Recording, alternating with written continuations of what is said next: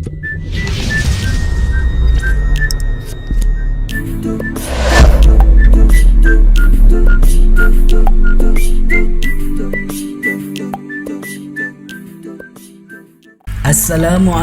warahmatullahi wabarakatuh, sahabat beriman. Lembaga pendidikan dalam sejarahnya mempunyai peranan penting dalam kemajuan peradaban Islam. Karena lembaga tersebut menjadi pusat kegiatan intelektual, salah satu lembaga pendidikan yang mempunyai peran penting dalam kemajuan peradaban Islam adalah Universitas Sankore yang ada di Timbuktu, Mali, Afrika Barat. Meski namanya tidak sedenar Al-Azhar di Mesir, Az-Zaitunah di Tunisia, dan Al-Qawarin di Maroko, namun pada masa kejayaan Islam, universitas ini menjadi obor peradaban di Afrika Barat. Berikut Universitas Sankore, jejak kejayaan peradaban Islam di Afrika Barat. Namun sebelum lanjut, mari bersama tebarkan syiar Islam dengan klik tombol subscribe, like, and share untuk berbagi informasi bermanfaat. Amin ya rabbal alamin.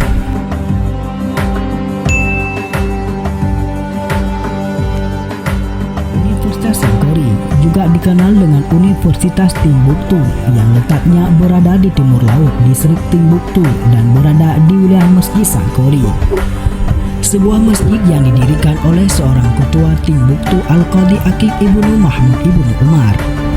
Peralatan Masjid Sankore dibangun seperti peralatan Ka'bah di Mekah, didanai oleh seorang perempuan mandika yang bersedia memberikan sebagian hartanya untuk membiayai operasional Universitas Sankore.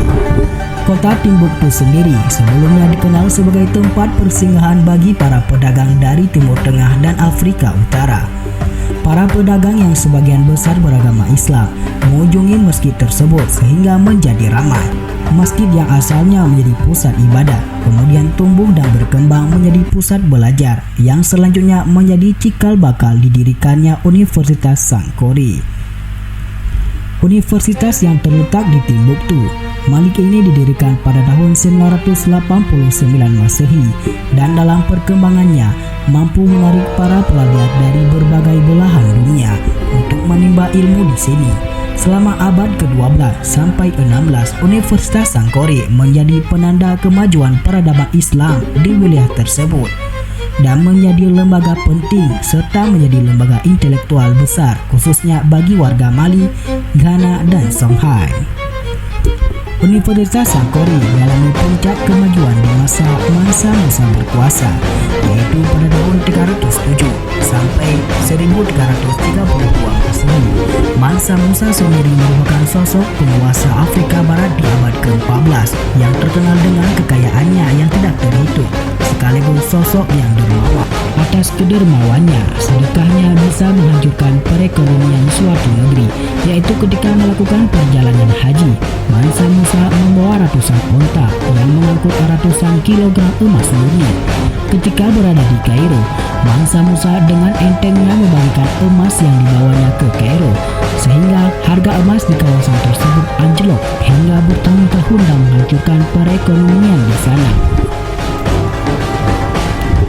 Kemajuan Universitas Sankore di bawah penguasa Mansa Musa berlanjut hingga masa dinasti Askia yang berkuasa pada tahun 1493 sampai 1591 Masehi.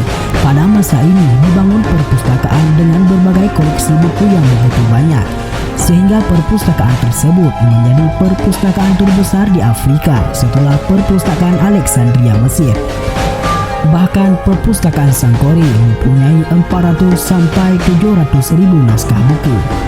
Beberapa pelajaran yang diajarkan di Universitas Sankore meliputi studi Al-Quran, hukum, sastra, etika bisnis, dan filsafat, matematika, astronomi, dan lain sebagainya. Selain itu, mahasiswa juga diharuskan menghafal Al-Quran dan menguasai bahasa Arab. Bahkan kebebasan intelektual yang ada di universitas ini telah menginspirasi Universitas Barat untuk mengikutinya. Menurut Felix Du Bois, salah satu penulis asal Perancis, dalam bukunya yang berjudul Timbuktu The Misterius, Universitas Sankore. Universitas Sankore menerapkan standar dan persyaratan yang ketat dan begitu tinggi bagi para calon mahasiswanya, sehingga universitas tersebut mampu menghasilkan mahasiswa dan alumni yang berkelas dunia. Bahkan keilmuan dari lulusan Universitas Sankore pada waktu itu diperhitungkan oleh universitas lain di dunia Islam, karena banyak sarjana lulusan universitas tersebut diakui sebagai guru besar di negara-negara yang juga mempunyai peradaban Islam yang bagus, seperti Mesir dan Maroko.